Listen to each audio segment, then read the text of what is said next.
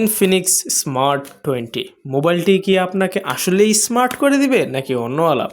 চলুন এই বিষয়টি এই ভিডিওতে জেনে নিই। প্রথমত সবচেয়ে ভালো দিক এটা হচ্ছে এখানে এর ডিজাইনটা প্রিমিয়াম স্লিম ডিজাইন রয়েছে, 5200 mAh ব্যাটারি রয়েছে, 120 হার্জের আল্ট্রা স্মুথ ডিসপ্লে রয়েছে, যা এই ফোনের এই বাজেটের জন্য অনেক ভালো একটা জিনিস। এবং এই ফোনটির সবচেয়ে খারাপ জিনিসটি হচ্ছে এর র্যাম রোম। হ্যাঁ, 13,000 টাকায় এই ফোনটি দিচ্ছে অফিসিয়ালি 4/64 এবং 15,000 টাকায় দিচ্ছে 4/128, যা অনেক খারাপ একটা বিষয় আমার কাছে লেগেছে। তবু এই সকল জিনিসের বাদে কি অন্যান্য জিনিস থেকে একটিকে ভালো রাখা যায় না? হয়তো যেতে পারে। যেরকম এই বাজেটে সবাই দিচ্ছে ইউনিএসসির প্রসেসর, কিন্তু ইনফিনিক্স এখানে দিয়েছে মিডিয়াটেকের হেলিও G81 আলটিমেট প্রসেসরটি, যা আমি বাজেটে বলবো যে আহামরি অনেক ভালো প্রসেসর না, আবার অনেক খারাপ প্রসেসর না।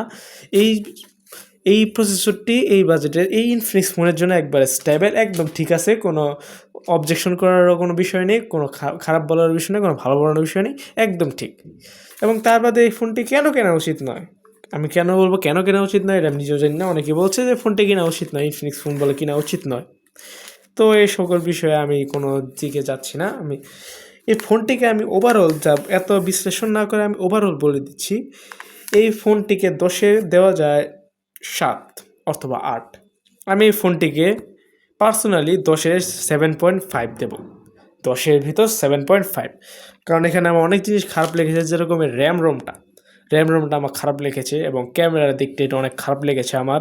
এবং আমি ক্যামেরা নিয়ে এত কথা বলতে চাই না, কারণ আমি ক্যামেরা নিয়ে এতটা এক্সপার্ট না।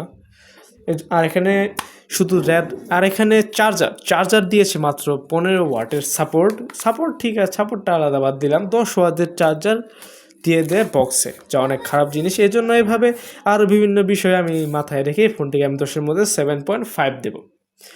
তো এই বিষয়ে আপনার কি মতামত অবশ্যই কমেন্ট করে বলে যাবেন। ফোনটিকে আপনি 10-এর মধ্যে কত দিতে চান এবং ফোনটি আপনার কাছে কেমন লেগেছে অবশ্যই কমেন্ট করে বলে যাবেন। দর্শকদের বলে যাবেন ফোনটি কিনা কি উচিত হবে কিনা। আজকের মতো ভিডিওতে এই পর্যন্তই। আসসালামু আলাইকুম।